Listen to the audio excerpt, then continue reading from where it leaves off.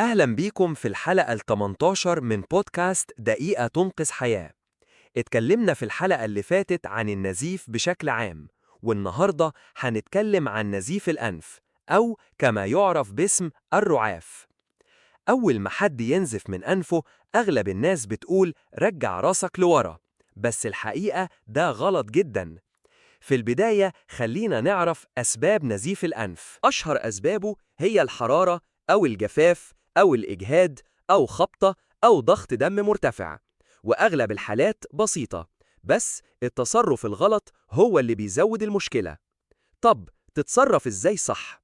خلي المصاب يميل راسه لقدام مش لورا عشان الدم ما ينزلش في الحلق، وخليه يضغط على الجزء الطري من الأنف لمدة 10 دقايق متواصلة، وقول له يتنفس من فوقه وما يفكش الضغط بدري. واوعى تخليه يرجع راسه لورا أو يحط منديل جوه أنفه بعنف أو يمدد على ظهره. طب إمتى نقلق؟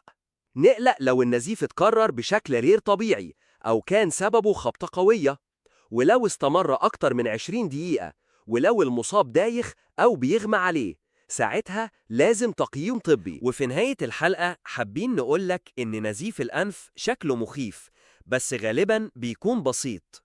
المهم تميل لقدام مش لورا.